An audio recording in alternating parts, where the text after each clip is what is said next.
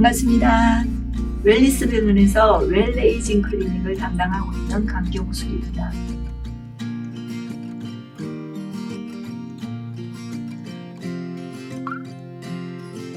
면역 노화라는 것은 전체적으로 이제 면역 기능이 저하가 되어서 조절해주는 기능이 떨어지면서 이제 암이 발생을 한다든지 자가 면역 질환, 루푸스나 류마티스나 아토피 같은 자가 면역 질환들이 생긴다든지 알레르기 반응 같은 게 생긴다든지 이렇게 이제 전반적인 면역 기능이 떨어지는 것을 면역 노화라 합니다.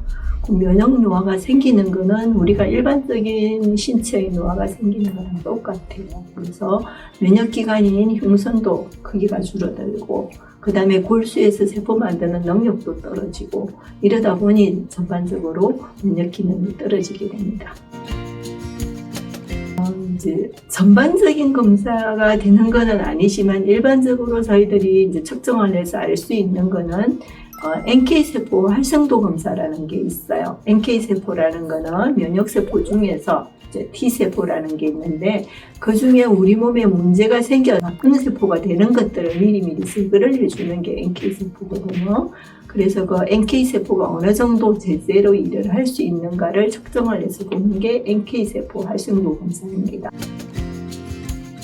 면역 노화가 생겼다는 것은 이제 면역 기능이 떨어진 거기 때문에 그 면역 세포를 활성화시켜주고 조절 기능이 좀 올라가도록 해주는 이제 사이모신이라는 주사제를 가지고 치료를 하게 됩니다.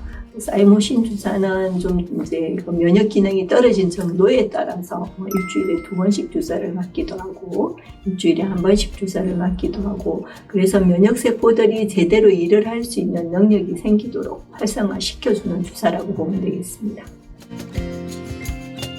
실질적으로 이제 사이모신이 가지고 있는 기능이라는 거는 이제 NK세포 활성도를 올려주는 거, 그 다음에 세포 분화를 촉진시켜주는 거, 세포가 일단은 제대로 만들어져야 되거든요. 그 다음에 이제 이게 조절을 해주는 기능이 있어요. 그래서 우리 면역 조절이 되지 않으면 사람들이 이제 노화와 함께 많이 얘기를 하는 게 나는 특별히 원인이 없는데도 자꾸 두드러기가 여기 생겼다 저기 생겼다 피부과 가서 잠시 치료하면은 안정이 됐다가 한 며칠 지나면 또 생기고 그렇게 점점 심해지는 경우가 많이 있거든요. 그래서 어떤 사람은 아토피하고 조금 구별이 안 됩니다 하기도 하는데 이제 그런 반응들이 생기는 거는 면역 조절의 문제입니다. 그래서 면역 조절을 할 수 있게끔 세포들이 다 같이 분업을 해서 일을 하는데 어느 하나만 일을 잘한다고 되는 게 아니겠죠. 그 조절 기능을 올려주는 게 이제 그런 사이모신이 하는 역할이고 그 다음에 이제 대식세포를 촉진시켜줘요.